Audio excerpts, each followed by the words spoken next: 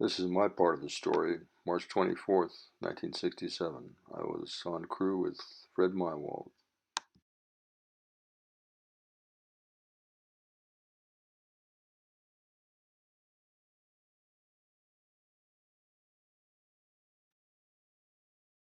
Here's a map of the missile field at that time. It shows Echo and Oscar flight circled. Oscar was near Roy, Montana. Photograph of Oscar flight. Notice the large front gate. This is where the guard saw the object hovering.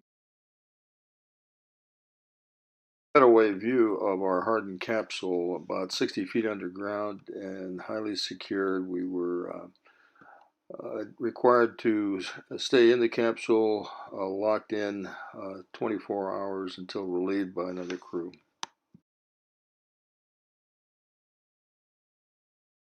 This is a view of the commander's control console. Notice the bank of lights at the top. It would give us the status of our missiles. We had other banks of lights towards the bottom of those columns showing the whether or not there were any incursions at the launch facilities themselves. This is a view of the indicator panel that gave us a readout of status of each missile separately. It took me nearly 2 years to locate my actual commander in the capsule. I had a hard time, like I said, remembering details, and I had forgotten his name, but finally located him, and here's what he said. I don't recall, I just remember our side of it. Yeah. Alright, here's the sequence I remember. I remember receiving a call first, and the security guard said, I've seen some UFOs up here flying around, and I said, forget it. I didn't believe them. I kind of hung up on him, and then a little while later, I don't know how long it was, maybe 5-10 minutes, maybe longer, they called back, and the guy sounded real scared, and said there was one just outside the front gate, and he also said, I recall, that one of the other guards had gotten injured in some way. I don't think it was from the UFO. I think it was from trying to climb the fence or something like that. And then I hung up, or he hung up because he had to go. This guard got injured, and then I believe you were either getting up or I woke you up, and then some of our missiles started shutting down. Is that right? Mm-hmm. Is that about how you remember it? Right. We got security alarms and Yeah. problems at a couple of the sites. Yeah. Okay. Okay. Well, I'm sure glad I found you.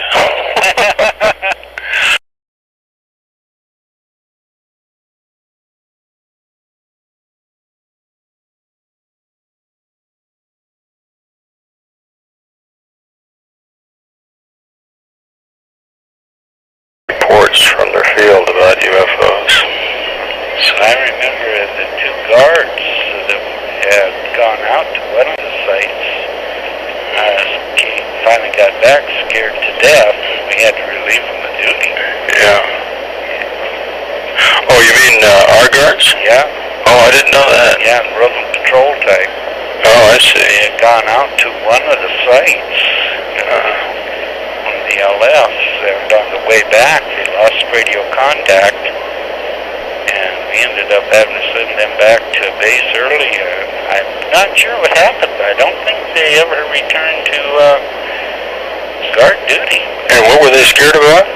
Well, they had seen these crazy things. Then Oh, they did? yeah. They reported that to you? They reported it to the topside guy. Oh, the topside guy, that's right. Okay. Okay. Okay. Well, interesting, don't you think? Yeah.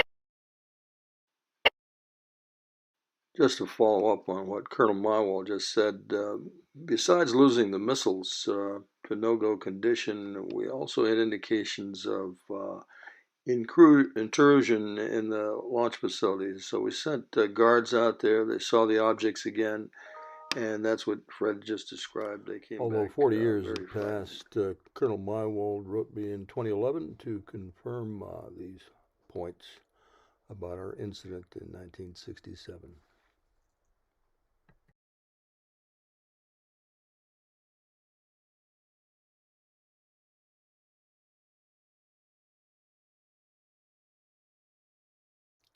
In 2012, I received a copy of a letter from Sergeant James Fillen, who happened to be at Malmstrom during this time period, and he confirmed the fact that one of the guards had become injured. More details of the incident at Oscar Flight and Echo Flight are in this book I wrote with James Klotz in 2005. It's called Faded Giant.